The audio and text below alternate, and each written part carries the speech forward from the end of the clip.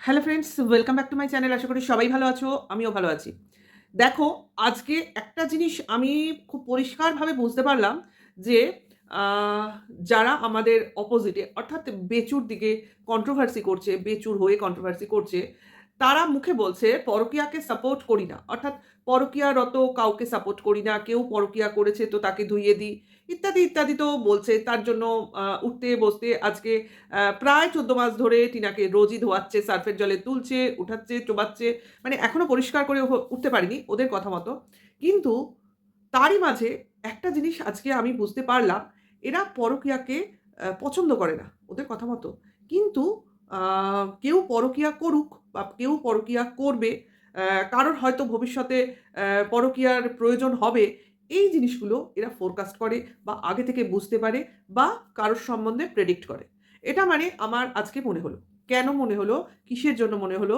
অবশ্যই বলব। পুরো ভিডিওটা দেখো, স্কিপ করো না। ঠিক আছে?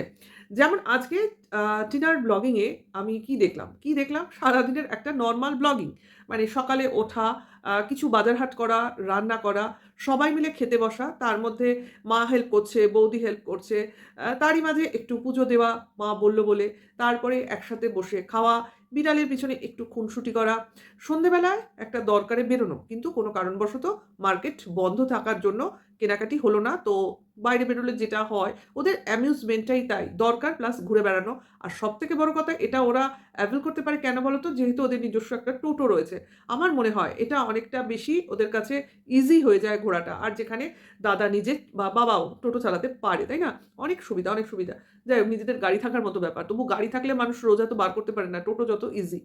আচ্ছা, তো মা দেখো, অনেকে মিলে গেছে দেখেছো, সেই টোনা বোন ওরা গেছে। তো সেই তার জন্য সবাই মিলে যাওয়ার জন্য যখন কেনাকাটি হলো না, একটু কিছু খাওয়া-দাওয়া করে তো চলে এলো। সন্ধ্যেবেলা দেখেছো চাউমিন খেয়েছে, কাজেই পেটটা মোটামুটি ভরা ছিল। তারপরে বাইরে যা টুকটাক একটু ঘুগনি, ফুচকা বোধহয় খেয়েছে। খেয়ে তারপর চলে এসছে। এসে রাত্রে যথারীতি রুটি অমুক-তমুক করেছে। মাংস তো ছিলই। তো রাত্রের খাবার অত দেখাবার মানে দেখেছে, মানে ওটাকে নিয়ে অত ফোরকাস্ট করেনি। সবাই একটা রুটিন অনুযায়ী চলেছে। সকাল, বিকেল, দুপুর ভাগ করে দেখিয়েছে। মানে নরমাল একটা ব্লগিং হয়েছে। ঠিক আছে? কিন্তু এখানে একটা জিনিস তোমাদের বলি, যেটার ব্যাপারে টিনা একটা হেডলাইন দিয়েছে যে, নতুন জিনিসের প্রতি একটা ভালো লাগা জন্মায় এবং সেটাকে নিয়েই ব্যস্ত থাকতে ভালো লাগে। মানে হেডিং এর এটাই মানে। আমি যদি অ্যাজ ইট ইজ না বলে থাকি, তো এটা মানে। তো কি সেটা দেখে তো মানুষ ভিড় করবেই। কি না সেই আসন সেলাই। চটের আসনটা সেলাই করছে। ঠিক মানে পাট বা চট যাই বলো না কেন। তো সেটা করছে। হ্যাঁ, খুব ইন্টারেস্টিং জিনিস। যেকোনো জিনিস। আজকে আসন সেলাই বলে না। একটা তুমি উল বোনো, উল কাঁটা দিয়ে যে উল বোনো, সে যাই বোনো সেটাও একটা খুব নেশার জিনিস। মানে করতেই থাকবো, করতেই থাকবো। কি মনে করো, টেবিল ক্লথে কিছু স্টিচের কাজ। টেবিল ক্লথেই সাধারণত আমরা করি। তো বা তোমার ড্রেসিং টেবিল কভার, এই যে কুশনের কাজ। তো এগুলো কিন্তু সবারই খুব নেশার জিনিস। আমরা জানতাম এগুলো কখন করি জানো? সাধারণত আমি ছোটবেলাতে, এখন তো লোক অনেক করা কমিয়ে দিয়েছে। হাতে করা জিনিসের ব্যবহারই কমে গেছে। মেশিনের জিনিস বেশি লোকে ইউজ করে। চায়ও। আ আমাদের শীতকালে দেখতাম মা ঠাকুমারা উল কিনত। শীতকালেই কিনত। কারণ শীতকালেই এগুলোর ব্যবহার হয়। তো কিনে শীতের দুপুরটা কেউ ঘুমোতো না।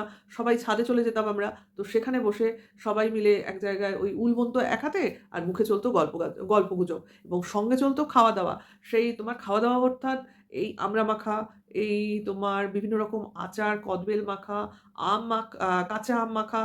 আ কাঁচা আমটা অত ইউজ হতো না। যাই হোক, কুল, যাই হোক আচার করা থাকতো, তো সেগুলো আমরা তো ওই টেনডেন্সিতে যেতাম যে মা, ঠাকুমারা, পিসিরা গল্প করবে আর আমরা গিয়ে বসে এই সেই খাবো। ও সঙ্গে তো কমলা লেবুর কথা না বললেই নয়। দুপুরবেলা কমলা লেবু, শীতের দুপুর হেভি জমে যেত। এইটা ছিল মনে যে এইভাবে আমাদের মা ঠাকুমাদের দেখেছি। তো সেই জিনিসটাই ও হয়তো অ এটা ওর মনে হয়েছে এই সময় উল ওঠে, তো আমি কিছু একটু বানাই। মানে ওর এর আগের বছরও আমরা দেখেছিলাম একটা এঁকে সেটাকে রং করেছিল ফেব্রিক মতো। মানে যেহেতু ও পারে, মাঝে মাঝে মনে হয় এটা করি। তো এটা নিয়েও অনেকের সমস্যা। অ্যাকচুয়ালি ও যেটাই বলবে সেটার সঙ্গেই ওই ফোকলার একটা রিলেশন জুড়ে দেবে এরা। অ্যাকচুয়ালি এরা নিজেরাই জানে না এরা ঠিক কি বললে এরা শান্তি পাবে বা ভিউয়ার্সদের শান্তি দিতে পারবে। যেমন মনে করো এই যে সেলাই করছে, তো তো আমাদের আছেই সেই প্যাশন দিদি। তো সে বলছে, "এই যে করা, এটা এমন কি এমন ব্যাপার? এটা কি কোনো স্কুলের বাচ্চার থেকে বেশি কোনো কারিগরির ব্যাপার? এর মধ্যে ট্যালেন্ট কোথায়?" ট্যালেন্টের কথা কে বলেছে? এটা একটা ভালো লাগার জিনিস। একটা উল বোনা, একটা আসন করা বা সেলাইয়ের যেকোনো কাজ। এটা কি ট্যালেন্টের ব্যাপার? মানে এটা একটা শখ। মানুষ এটা শখে করে, নেশায় করে। বা কারোর অনেকের পেশাও হয়ে যায়। তৈরি করে বিক্রি করে। তো আজকাল হাতে গড়া জিনিস লোকে ইউজ করতে চায় না। সেক্ষেত্রে অনেকেই মেশিনে কিনে নেয় বা মেশিনে বানায়। এরকমও আছে, আমি দেখেছি। উল বোনার মেশিন কিনে সেখানে সোয়েটার তৈরি করছে। এরকমও আছে। যাই হোক, সেটা কথা না। কথাটা হচ্ছে তোমার আ এটা এমন কি ব্যাপার? নিশ্চয়ই। কাজেই এটা কোনো ব্যাপার না। এটা চোপা করছে অ্যাকচুয়ালি তার টাইম পাস করার জন্য। কিরকম টাইম পাস? মানে সে আ এটা করবে, করে ২ দিন দেখাবে। তারপরেই বলবে, "ওই তো ওটা করছিলাম।" অর্থাৎ আসন সেলাই করছিলাম। তাই আমার ২ টো বেজে গেল। তাই আমার দুপুরে ১টা বেজে গেল, তাই আমার বিকেল ৪টে বেজে গেল। অর্থাৎ আমি এইটাকে দেখিয়ে অজুহাত কায়েম করতে পারব। বুঝতে পারছো? মানে কিভাবে লোক কোথায় একটা জিনিস মুখের কথাকে নিয়ে যেতে পারে এরা নিজের মুখে। এবং রাত্রিবেলা যে সেলাই করছে টিনা দেখালো না, রাত্রিবেলা এতই নেশার জিনিস এটাকে করছি বলে ব্লগিংটা শেষ করল। তো সেখানে ওই প্যাশন দিদি বলছে যে, "এটা আর এমন কি ব্যাপার? চোপা তো এমনিই ২টো, ৩টে, ২.৫টে করে ফেলে রাত্রে।" কারণ সে বলে না এডিটিং করছে। তাহলে সে এডিটিং করলেও ২টো, ২.৫টে করবে। এখন আসন করলেও হয়তো তাই করবে। তাহলে তো আমরা মানে ওরা জানতই এটা তো চোপা করেই। কাজেই ঘুম আসছে না বা এডিটিং করছি তার জন্য দেরি হচ্ছে এটা কথা না। আসল কথা হচ্ছে চোপা রাত্রিবেলা জেগে চ্যাট করে। বুঝতে পারছো এরা নিজেরাই জানে না যে ফোকলা আছে না নেই। যদি থাকে তো ভালো, আর যদি না থাকে তো নিশ্চয়ই সে ফোনে চ্যাটের মাধ্যমে তার সঙ্গে যোগাযোগ রেখেছে। মানে যেন তেন প্রকারে জিনিসটা ওর ঘাড়ে চাপিয়ে দিতেই হবে। সমস্ত দায় ওর ঘাড়ে। অর্থাৎ সরকার চেঞ্জ হলেও টিনার জন্য হয়েছে। সরকার চেঞ্জ না হলেও টিনার জন্য হয়েছে। সরকার মানে গভর্নমেন্ট না।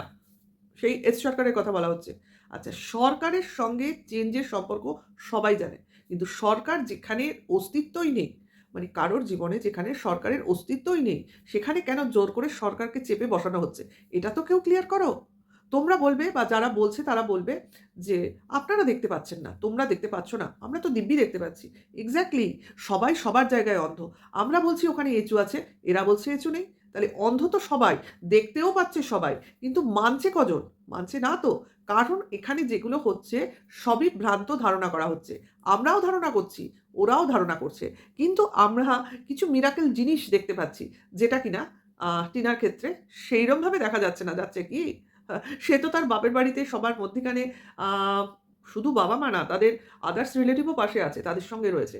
পাড়ার লোকজনের তার জন্ম ভিটেতে রয়েছে, তার ছোটবেলায় বড় হওয়া এরিয়ার মধ্যে রয়েছে। সেখানে কিন্তু এইরকম ২ নম্বরি কাজ করা যায় না। কারণ ওরা কিন্তু কোনো জায়গায় কাঁচ আটকে বদ্ধ অবস্থায় নেই। ওদের মেইন গেট কিন্তু অলওয়েজ খোলা থাকে। হুম? আর ওদিকে বেচুর গেট কিন্তু চারদিক দিয়ে বন্ধ। চারিদিকে একটা সিক্রেট লুকোনো ব্যাপার। যেগুলো কিন্তু আমাদের সন্দেহ বাড়াচ্ছে বই কমাচ্ছে না। তো এইগুলো চোখে পড়ে না, না? প্যাশন দিদির এইগুলো চোখে পড়ে না। উল্টে চোখে পড়ে আ বেচুর মা কতটা কর্মঠা, কতটা সৃজনশীল, কতটা কাজ করতে পারে, কতটা উঠোন-ঝাড় দিতে পারে। ভাই ওই তো উনি করে এসছেন। উনার কর্মক্ষমতা, কর্মদক্ষতা সম্বন্ধে তো আমাদের বিন্দুমাত্র সন্দেহ নেই। কারণ উনি ওনার কর্মদক্ষতা দিয়েই তো এই সংসারটাকে করায়ত্ত করে রেখেছেন। এবং কোনোভাবেই না উনি ছেলের সংসার বসাতে দিচ্ছেন, না দেবেন। যেটুকু দিচ্ছেন সেটুকু ছাড় দিচ্ছেন। এই যে ঝামেলাটায় ফেঁসে রয়েছেন সেইখান থেকে বেরোনোর জন্য। কিন্তু কপাল মন্দ। এখান থেকে আদৌ বেরোতে পারি কিনা তোমরা দেখো। কারণ যে ভাষা ফেঁসেছে সেখান থেকে বের করা ভগবানেরও মনে হয় হাতে নেই। যাই হোক, সে বাদ দাও। ব্যাপারটা হচ্ছে যে আমাদের আমাদের নয়, যে কোনোভাবে টিনাকে একটা পরকীয়ার মধ্যে ঢুকিয়ে দিতে হবে। ১ম এ ও একটা নিজের বোকামির জন্য নিজের স্বীকারোক্তি দিয়ে ফেলেছিল। আদৌ সেই ব্যাপারটায় ছিল কি ছিল না সেই ব্যাপারে আমরা পুরোপুরি সিওর নই। ওই একটি কথা বলেছিল, তারপরে সেই কথাটার অস্তিত্ব নেই। যদিও ওদের কাছে সিওর থাকবে, কারণ কোনো জিনিসই তো তোমার বিলুপ্ত হয়ে যায় না। সবার কাছে সবার সব জিনিসটা থাকে। কিন্তু ভুলটা ভুল। সেটা আমরা কখনো অস্বীকার করি না। কিন্তু মানুষ ভুল করলে সে আর শুধরোতে পারবে না, এটাও ধরে নেওয়া আরেকটা ভুল। কারণ আমি ভুল করতেই পারি। একটা ভুল পদক্ষেপ নিলাম, তারপর সেটাকে মনে হলো, না আমি যা করেছি ভুল করেছি। এখন আমি নিজেকে শোধরাতে চাই। তো সেখান থেকে যদি বেরিয়ে আসার মতো অ্যাটমসফিয়ার আমার থাকে এবং আমি সেটা নিজের দক্ষতায়, নিজের ইচ্ছা অনুসারে করতে পারি, তো সেখানে আদার্স লোকের এত হস্তক্ষেপ করার মানেটা কি? তাদের এখানে নিজস্ব লাভটা কি? কনটেন্ট। তো কনটেন্ট করলে কনটেন্টটা দেখিয়ে করো না ভাই। যেখানে যেটা দেখা যাচ্ছে সেটাকে দেখে করো।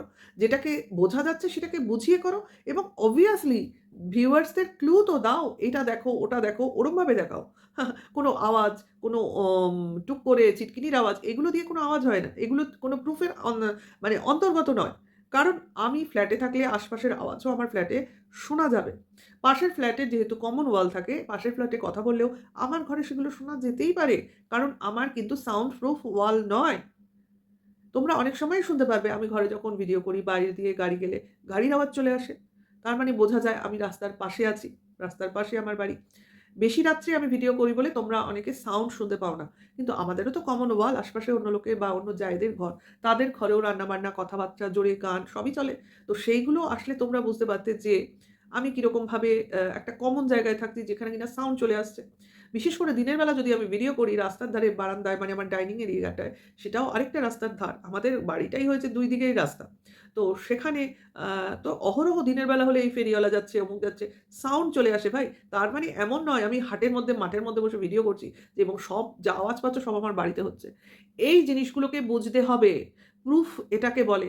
আমরা অনুমান করছি কিন্তু অনুমানের সপক্ষে অনেক প্রমাণ আ এখনকার দিনে বেরিয়ে এসছে। অনেকেই স্বীকার করে নিচ্ছে বেচুর সঙ্গে তার রিলেশনের কথা, বেচুর সঙ্গে তার YouTube এর সম্পর্কের কথা, তার সাহায্যের কথা এবং অনেক কল রেকর্ডিং, বেচুর কল, ফোন কলস আমাদের কাছে এখন তো সবটাই আছে। আ সেই বিশেষ ব্যক্তির জন্য, সেই হনু নামক ব্যক্তির জন্য। তো বুঝতে পারছো যে আমরা যে সন্দেহগুলো করেছিলাম সেটা অমূলক ছিল না। সেটা কেউ স্বীকার করুক আর না করুক। আর টিনা যেখানে স্বীকার করেছিল কারণ সে ভুলটা করেছিল এবং সে নিজের ভুলটা স্বীকার করার আ সাহস রাখে এবং তারপর সেই ভুলটা শুধরে নেওয়ারও সাহস সে রাখে। এটাই হলো বেচুর সঙ্গে টিনার পার্থক্য। টিনার মধ্যে কোনো কুটকাচালি প্যাচাল নেই। ও সোজাভাবে সাধারণভাবে চলতে চেয়েছিল। সেটা লোকে ভুলভাবে ধরে নিয়েছে। আর এখন ও জিনিস বলেই না। তো ভুল করবে কি? ও জানে আমি যেটাই বলব সেটাকেই লোক আদার্স মিনিং করে ফেলবে। এই টাইটেলে যেটা বলছে সেটাও বলবে টাইটেলে খেলছে। অ্যাকচুয়ালি ও যাই করবে তাই ওরা অন্যরকম মানে করবে। ডাবল মিনিং করে ফেলবে। তো তাতে কিছু এসে যায় না। মানে থোড়েই টিনার কিছু এসে যায়। তো আমাদের কি হয়? আমাদের এই অন্য লোক এই ডাবল মিনিং করে বলে আমাদের আবার তাদেরকে বলতে লাগে। এটা হলো আবার আমাদের কনটেন্ট করা। তো এইরকমই চলছে ইদানিংকাল YouTube এ। আর বিশেষ করে এই যে ব্যাসান দিদির এগেইনস্ট এ আমার বলতেই হয়। কারণ উনি এরকম ছিলেন না। ইদানিংকাল এরকম দেখাতে শুরু করেছে। তো দেখা যাক আ ওই আমাদের চক্রবর্তী ম্যাডামও তো আ তার মতো মতামত বলে দিয়েছে যে কিভাবে কি করতে হবে। হ্যাঁ, কন্ট্রোভার্সি তে উনার আপত্তি নেই। কারণ কন্ট্রোভার্সি হচ্ছে, হবে, চলতে থাকবে। কাজেই এটাকে একটা ফেয়ার গেম হিসেবেই উনি দেখছেন। তো সেখানে উনার কোনো আপত্তি নেই। যদি তুমি ভদ্রভাবে একটা হেলথি কন্ট্রোভার্সি করতে পারো। তো ফেয়ার এনাফ গেমস আমরাও খেলছি এবং আমরা আ হেলথি কন্ট্রোভার্সি দিচ্ছি কিনা জানি না। অন্তত কারোর ভুল তো ভাঙাতে রীতিমতো চেষ্টা করছি। ঠিক আছে? আর আমরা পারি কেউ কিছু ভুল করলে তাকে শুধরে দিতে। ঠিক আছে? ভুল করছে মানেই তাকে দলদলে ঠেলে ফেলে দিতে হবে এমন কোনো যুক্তি নেই। কেউ কোনো ভুল করলে তাকে অবশ্য করেই যদি তার ইচ্ছা থাকে তবে তাকে সঠিক রাস্তা দেখানো যায়। তো হবে না কেন? এখনো সময় আছে। কারণ বেচুর মতো বয়স তো টিনার হয়ে যায়নি। কাজেই ওর এখন দরকারই নেই কারোর ছত্রছায়ায় থাকার। ওর এখন বাবা-মার গাইডেন্সটাই যথেষ্ট। কাজেই এখন নিজের সিদ্ধান্ত এবং পাশে বাবা-মাকে রাখা। নিয়ে এভাবেও এগিয়ে চলুক। আবার যখন ওর সেই আ এইসব ঝামেলা মিটে যাবে একটা আ সুন্দর গোছানো জায়গায় এসে দাঁড়াবে। দেখো অনেকটাই গুছিয়ে ফেলেছে ১ বছরের মধ্যে। অনেক ঝামেলাকেই সুন্দর কন্ট্রোল করে ফেলেছে। আরো ১ বছরে আরো অনেক কিছু কন্ট্রোলে চলে আসবে। এবং কে বলতে পারে দিন ক্রমশ বেটার থেকে বেটার হবে না। কারণ দিন এরকমই যায় মানুষের। সময় খারাপ আসে, সেই সময়কে ওভারকাম করে আমাদের এগিয়ে চলতে হয় এবং সেই কাজটাই সে করছে। তো যেই বলো, যেই করো, কিমাই বলো আর ওই প্যাশন দিদিই বলো, কিচ্ছু যায় আসে না। কারণ যে যেভাবে চলবে বলে নিজে সিদ্ধান্ত নিয়েছে, সে সেভাবে চলবে। কাজেই কারো শখকে এত নিচু করে দেখার কিছু নেই। কারণ আমি মনে করি আমার শিক্ষা হচ্ছে আমার পরিচয়।